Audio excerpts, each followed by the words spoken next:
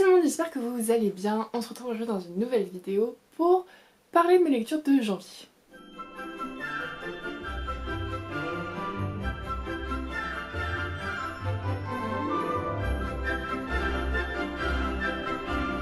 Alors, je dois avouer que le mois de janvier a vraiment été un bon mois niveau lecture, je dois dire, parce que j'ai fait des découvertes, des petites pépites, d'autres livres étaient un peu moins bien. On va dire que le mois de janvier est vraiment coupé en deux dans le sens où j'ai lu des livres incroyables et des livres qui m'ont un peu moins emballé. Donc en tout j'ai 5 lectures à vous présenter, 4 parce qu'il y en a un, c'est 2 parties mais au final c'est un tome, ça a juste été coupé en français et c'est la lecture dont je vais vous parler en dernier parce que c'est la petite pépite de cette vidéo. Du coup pour les 3 premiers livres je vais vous faire dans l'ordre chronologique de mes lectures. J'ai donc premièrement commencé à lire du coup le tome 1 de Bridgerton qui est donc Daphné et le Duc je crois. Alors je pense que beaucoup de gens ont regardé la série du coup qui s'appelle Bridgerton et moi aussi je l'ai regardée et c'est comme ça que j'ai eu envie de lire du coup les livres. Alors comment dire que c'est pareil et en même temps différent de la série. J'ai j'avoue bien apprécié ma lecture. Après si vous avez regardé la série il y a une scène si vous avez vu Bridgerton vous savez, qui m'a un peu énervée et qui m'a un peu gâché la suite de la série en fait, qui est dans le livre encore pire. Donc ça m'a un peu énervée, j'avoue que ça m'énerve un peu beaucoup, parce que on fait beaucoup de sensibilisation autour de... J'ai peur de vous spoiler. Mute maintenant si tu veux pas être spoilé. C'est bon, t'es mute?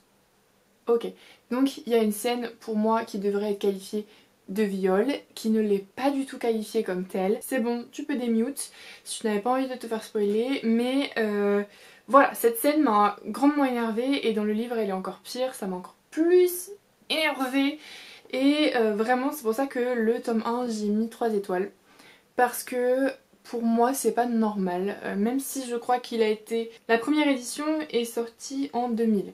Donc... Même dans les années, si on est quand même 21 ans en arrière, on était quand même assez sensibilisés sur cette chose et je pense que c'est une maladresse de l'autrice. Mais bref, voilà, ça m'a grandement énervée. Je pense que c'est pour ça que j'ai mis que 3 étoiles à cette lecture. Parce que en soi, c'est bien, c'est assez divertissant, les personnages sont assez intéressants, la psychologie est quand même assez intéressante des personnages. Enfin, j'ai bien aimé les personnages, sauf du coup à ce moment-là où j'étais en mode mais c'est du grand n'importe quoi.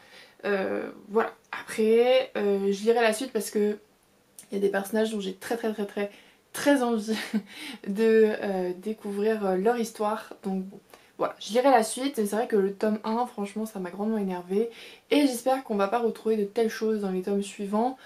Voilà, j'aimerais bien. Ensuite, une lecture mitigée. J'ai du coup lu le tome 4, c'est le tome 4, oui. Le tome 4 du Sorceleur, donc qui est donc Le Temps du Mépris. Comment on peut dire? Faut savoir que le premier et deuxième tome, j'avais bien apprécié, c'était assez dynamique. On suivait Geralt, d'ailleurs le premier tome c'est un peu des petites nouvelles par chapitre, des aventures de Geralt. Le deuxième tome était quand même assez dynamique à ce niveau-là aussi. Le troisième, j'avais commencé à déchanter un peu, dans le sens où c'était quand même un peu longuet. Et là, le 4, comment vous dire? J'aime bien tout ce qui est côté politique dans la fantasy. J'aime bien tout ce qui est, voilà, côté des questions, beaucoup de questions sur voilà, la politique, tout ça. Mais le problème, je trouve, c'est que déjà dans le tome 4, on a que ça. On a vraiment à la fin, vite fait, une petite scène de bataille, mais sinon, c'est tout. Ça m'a un peu... Enfin, j'étais un peu genre, ah bon, c'est quand que Geralt, il s'en va en aventure là, qu'est-ce qu'il va tuer des monstres en fait? Moi je suis là pour ça de base. C'est ça qui m'a énervé en fait, c'est que... Voilà, on est beaucoup sur de la politique. Alors déjà, je sais pas si je suis la seule, dites-moi si vous avez lu Les Sorceleurs, est-ce que je suis la seule à être complètement perdue entre qui est qui fait quoi, qui est avec qui est contre qui? Je suis perdue, complètement perdue, je n'arrive pas à me situer dans les complots, dans qui est avec, ouais, voilà, qui est avec qui, juste tout simplement. Et là, comme c'est très très politique, bah, dans ce tome 4, j'étais complètement perdue. Parce qu'ils se sortent des noms, des machins, mais moi je sais pas qui c'est, je sais pas qui est avec qui. Je me dis pas, ah mon dieu, lui il est là parce que c'est un ennemi, machin, mais personne ne le sait. Enfin, j'en sais rien moi, tu vois, mais... Voilà, ça a été le gros problème de ce tome 4. J'espère que le tome 5, 6 et 7 et 8... Le 8, je crois que c'est un peu un hors-série, si j'ai bien compris. Mais voilà, j'espère que ça va repartir quoi, un peu plus fort quoi. Parce que bon, là le tome 4, je me suis un peu fait chier quand même. J'ai vraiment mis du temps à le lire. Pour preuve, je l'ai commencé début décembre. Hein. Voilà, j'ai fini milieu janvier. J'ai eu d'autres livres entre temps, hein, mais... Et voilà, pour vous dire que j'ai vraiment eu du mal à accrocher à ce tome 4. Je m'accroche dans le sens où je vais lire la suite parce que déjà je les ai tous, mais dans le sens aussi où j'apprécie vraiment les personnages et j'ai envie de savoir ce qui va leur arriver. J'ai envie de savoir ce qui va leur arriver, j'ai envie de comprendre certaines choses dont on parle depuis le premier tome. Donc bon, voilà, j'ai envie de comprendre, je continuerai, mais c'est vrai qu'avec cette saga, pour l'instant, on va plutôt sur un mitigé avec le tome 3 et 4, j'ai kiffé avec le tome 1 et 2, donc j'espère que le tome 5 et 6 sera une bonne lecture. Du coup, je crois que je lui ai mis un 2 étoiles, 2 étoiles sur 5, je crois, hein, ou 3, enfin, en avis c'est le maximum que j'ai pu donner. Ensuite, j'ai fait une relecture puisque j'ai été à la FNAC avec une amie et j'ai trouvé cette édition de Orgueil et Préjugés qui est juste trop belle. Et il faut savoir que du coup je l'avais que sur ma Kobo et que bah voilà, j'avais envie de l'avoir en papier parce que c'est vraiment une lecture que j'apprécie énormément. Donc bah voilà, ça m'a fait une petite coupure du coup entre les deux parties que je vais vous présenter là. Ça m'a fait une petite coupure sympathique.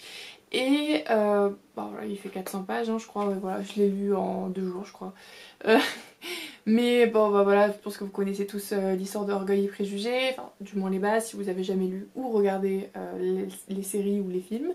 Enfin le film et la série je crois. Moi j'adore le film avec Keira Knightley, genre c'est mon petit péché mignon. D'ailleurs il est parti de Netflix, quand j'ai vu ça j'avais envie de mourir. Mais voilà, ça m'a fait trop plaisir de replonger dans le livre et de...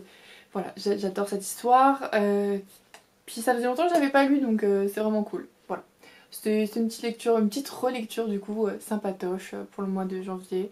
Puis bon voilà, hein, je lui ai mis 5 étoiles sur 5. De toute façon, ma note n'a techniquement pas changé sur Goodreads. Enfin, je l'avais pas noté sur Goodreads à l'époque parce que j'avais pas encore Goodreads. Mais voilà, 5 sur 5 pour moi en tout cas. Après, c'est un style, c'est de la romance. Je pense que voilà, si... c'est aussi une écriture... Enfin, je trouve qu'on s'attache pas énormément au personnage. Moi, je m'attache énormément au personnage parce que j'ai vu premièrement... Enfin, en premier, j'ai vu le film et j'ai lu le livre après. Donc, j'ai été plus accrochée au personnage. Mais je trouve que si tu lis le livre... Enfin, je sais pas, c'est mon impression en tout cas. Après, ça se trouve, vous n'avez pas la même impression. Mais voilà. Mais en tout cas, enfin, c'est une très bonne lecture. Je mets 5 sur 5 à chaque fois que je la relis. Mais voilà. Ah, ensuite, laissez-moi vous présenter... la pépite de ce mois de janvier. Comment vous dire que j'ai mis du temps à vouloir me lancer dans cette lecture, puisqu'il faut savoir que j'ai déjà lu des livres de l'auteur que j'avais bien aimé, voire adoré, et comment dire que je sais pas pourquoi cette saga me faisait pas forcément envie. Je sais pas, c'était la couverture aussi, enfin je sais pas, ça me tentait pas. Le résumé, en tout cas le résumé derrière sur la quatrième de couverture est pas forcément... Enfin ça donne pas forcément... Enfin moi en tout cas ça m'a pas forcément donné très envie d'aller le lire.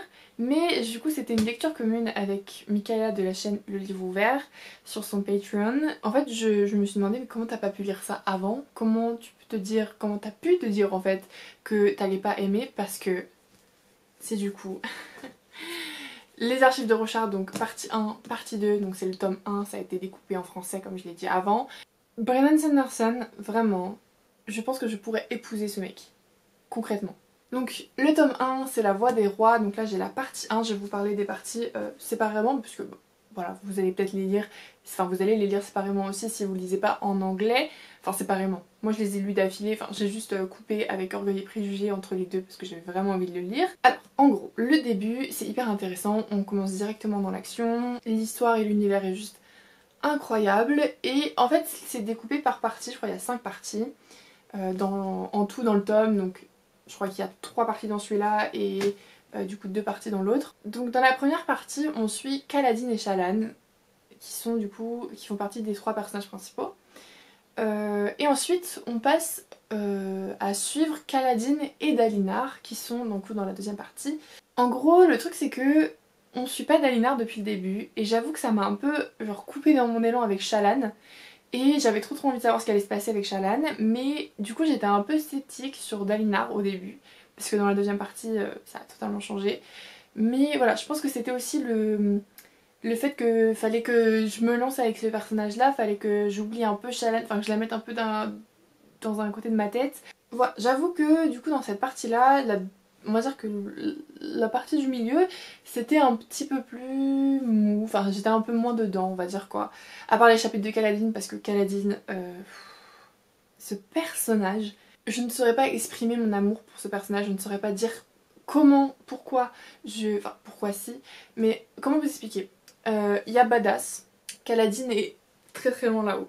Enfin, ce personnage est juste brisé, ce personnage est juste anéanti et il arrive quand même à tenir bon et à tout faire pour s'en sortir et surtout il s'accroche énormément aux autres et à aider les autres et je trouve ça juste formidable. Et aussi c'est le seul des personnages dont on a un background où on voit des flashbacks de sa vie d'avant. Et je pense que c'est ça aussi qui fait que je me suis beaucoup plus attachée à ce personnage parce que on en sait beaucoup plus sur lui que sur les autres. Dalinar, on sent des petits trucs, qu'il va y avoir des petits trucs qui vont être révélés, mais on n'en sait pas trop. Shallan, on n'en sait presque rien. À part vite fait, on a des petites questions, enfin, on se dit ah tiens, il va y avoir un petit truc intéressant avec elle, je pense, sur son passé.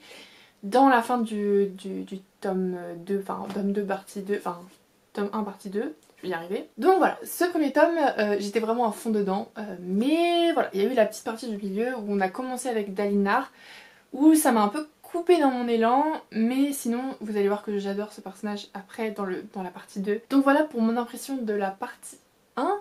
Sinon, voilà, c'est vraiment si je devais mettre une note par rapport au tome complet, version anglaise, enfin version originale, c'est-à-dire que concrètement c'est un tome, je mettrais 5 sur 5, hein, concrètement, parce que la partie 2, mon dieu, mais comment vous expliquer que c'est la définition de épique. On arrive à un stade, en fait, on est tellement attaché au personnage. Moi, je suis tellement attachée à Kaladin.